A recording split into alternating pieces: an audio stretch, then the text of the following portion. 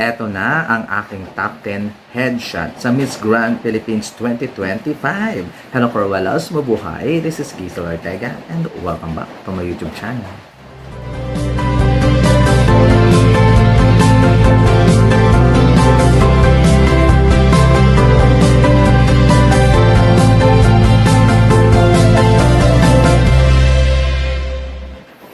Hello! Kamusta po kayo lahat? Good morning, good afternoon, good evening, anumang oras kayo nanonood sa akin ngayon. Maraming pong salamat sa mga bago ko dyan subscriber, returning viewers. Thank you so much sa suporta. Sa mga hindi po dyan nakasubscribe, please subscribe my YouTube channel, Gisel Ortega, Cruella in Pageantry, and click the notification bell below para update kayo when it comes na maglabas ako ng aking mga video.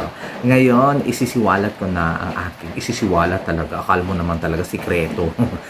Sasabihin ko na sa inyo ang aking best top 10 headshot dito sa Miss Grand Philippines. Bongga-bongga. So, alam nyo naman, as always, ayoko nang nakaganon. Ayoko nang maganon. Pero okay yung kamay kung hindi naman nakakaabala sa mukha. Nakaganon naman. Nakaganon, okay lang. Pero yung basta yung nakakaabala, ayoko nung ganon. Alam nyo naman yun, allergy ako.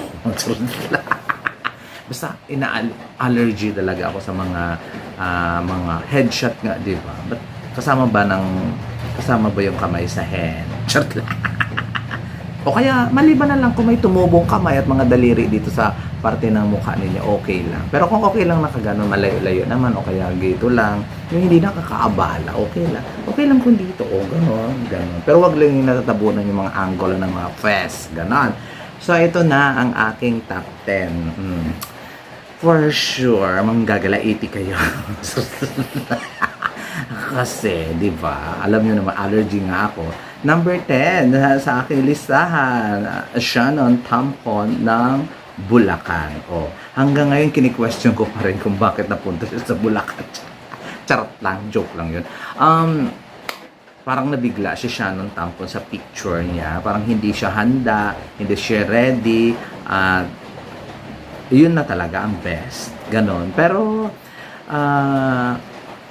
so far, number 10 naman talaga siya sa aking listahan. But before anything else muna tayo, bago magpatuloy, natuwa naman ako dito sa Miss Grand Philippines na Headshot Photo Challenge. Kasi nga, parehas ng lighting, parehas ng everything, halos magkakaparehas lahat. Kumbaga, makeup, kumbaga, walang, alam mo yun, walang lugi.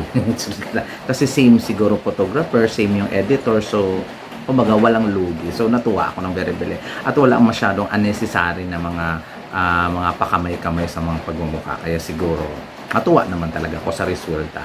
At ayun nga, number 10 nga sa akin, si Shannon Tampon. Ayun, number 9 sa aking listahan ay si Beatrice Macaleland ng Aklan. Siyang nauna, parang feeling ko hindi siya yun. Parang na-overfiltered. Ganun lang siguro. Parang feeling ko kasi hindi siya nung una kong nakita. Kung ba ito Beatrice? Ganon. So, I think na sobrahan lang siguro sa filter ang kanyang picture. That's why. Pero maganda. That's why nilagay ko siya sa aking number 9. My number 8 sa aking listahan, Laguna, Irish and Parco. Ayun. Ang ganda niya ha. Ngayon ko lang siya ano ba tawag, na-appreciate. Ang ganda ng mukha. Tapos ang ganda pa ng nakaganon lang siya talaga. Parang nagpapa-ID lang, charot lang. Pero maganda ang mukha, may potential. Sana makita ko ito in person. Parang hindi ko kasi siya napapansin nung nakita ko ang Miss Grand Philippines candidates. Pero nagandahan talaga ako dito sa photos niya. Kay Miss Irish Ann Aparco ng Laguna. May number 7 sa aking listahan, Anita Gomez ng Zambales. Parang ang haba ng face, pinahaba or whatsoever. Kasi nakita ko naman si Anita sa personal, di ba? Pero parang pinahaba yung face. I don't know lang. Sa anggulo lang siguro or dahil tumingala siya or dahil may kamay. Feeling ko lang, ganun. That's why number 7 lang sa akin, si Anita Gomez. My number 6 sa aking listahan, Emma Mary Diglao ng Pampanga. Not a fan of her headshot. Parang AI. Pero maganda siya dyan. Kaya lang parang si Beatrice Maclellan din na over photoshop or over filter or whatsoever. Hindi ko maintindihan. Tapos sobrang nakatagilid pa siya.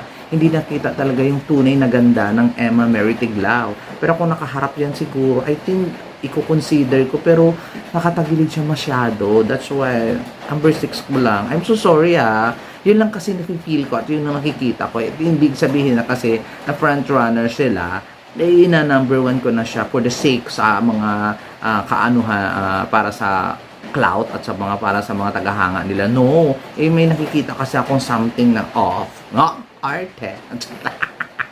Ayun lang. O, diba? Parang, wala lang. Parang, yun. Eto na. Hindi ko ma-explain. So, number 5. Pasok na tayo dito sa ating top 5. Nakakaloka. Basta may mga ganon. Number 5 sa aking listahan, Miss Bicolandia, Margaret Britton. Ganda. To be honest, ang ganda ng mukha. Maganda ang kulay, ang ganda ng haplas, maganda ang ang ganda ng pagka-picture dyan sa headshot na yun. Talagang headshot talaga. Mukhaan ang labanan. Pasok, kavog, bonggang-bongga. Number 5, Bicolandia, Margaret Britton. My number 4 sa aking listahan, Nikki Benapenang, Quezon City. Ang ganda. To be fair naman isa si Nikki Benapen sa pinakamagagandang mukha dito sa Miss Grand Philippines Isa siya sa pinakamagagandang mukha. So, nung nakita ko yung headshot niya, ay perfect. Sabi ko, winner, pwedeng makoronahan ng Miss Grand Philippines. So, kagaya niyang baby, pinapaiyak na naman. Kaya pasok siya sa aking number 4. Papasok na guys tayo sa aking top 3. Sa ating top 3 na best headshot photo. My number 3 sa aking listahan, Michelle Arceo ng Taguig. To be honest, ang ganda ng mukha. Siya ang may pinakamagandang mukha sa Miss Grand International So, totoo lang. Ayoko lang na, alam niya na. Di ba? Pero kung wala sana yan, number 1 yan. Promise. Kung wala sana yung pag ganon, number 1. Promise. Allergy talaga ako. Ewan ko, hindi ko alam.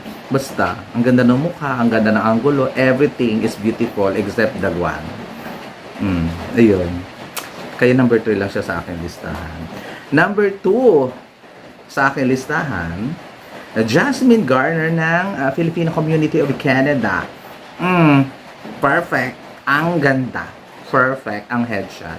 Alam mo kung bakit hindi lang siya nag-number 1? Dahil hindi siya kulot for today's video. Straight siya. I think siguro pinanatiling kulot. Ang ganda ng mukha. Ang ganda ng mukha. Grabe. So, that's when nilagay ko lang siya sa aking number 2. Kasi nga, bakit nag-straight siya? Mas gusto ko siya na kulot. Pero, sa akin lang yun. But still, number 2 sa aking listahan, Jasmine Garner ng Filipino Community of Canada. And of course, my number 1. Di ba? Eto na guys yung number 1 ko na ito at saka yung top 10 ko na ito ay pamantayan ko ito hindi pamantayan ninyo. Kaya parang pwede ba? Huwag kayong dyan, mag-iinaso. Pamantayan ko to when it comes sa headshot. Headshot. Head, buhok, mukha. Hindi kasama, kamay. Charot lang. Ayun pamantayan ko to at ito ang nakikita ko. At talagang gusto ko kasi makikita yung all angle ng mukha, yung nakaharap lang, walang nakaganon, walang nakaganon, yung hindi na makita yung angulo ng mukha mo at ang buong mukha mo. Ayun. But, number 1 sa aking listahan, Angela Pasco ng Davao Region. Bulag ka kung hindi mo makita na perfect siya. Ang ganda. Ang ganda talaga ng mga photos na ilalabas niya. Ang ganda siya na Miss Photogenic talaga siya. Ang ganda. Nagandahan talaga ako. Kagaya ng pag-iyak ng baby, ang ganda din. Yes, sino ka? Wala. Hindi, kung hindi mo na-appreciate yung ganda, print model ba siya or whatsoever, ang galang, ang ganda, ang galing niyang umanggo, alam niya kung paano, umanggulo sa camera. That's why na kabog sa aking number 1, Angele Pasco ng Davao Region. O, diba? So, siya talaga ang number 1 sa akin kasi deserve niya. Deserve nila ni Jasmine Garner. Deserve nila ni Taguig. Ganun. Kasi, makikita mo talaga ang real headshot. Di ba? So, kayo guys, comment down below lang kayo kung sa inyo ang mga top 10 ninyo sa headshot challenge dito ng Miss Grand Philippines 2025. Inyong violet reaction, inyong mga views and opinion sa pinagsasabi ko dito sa aking top 10 din.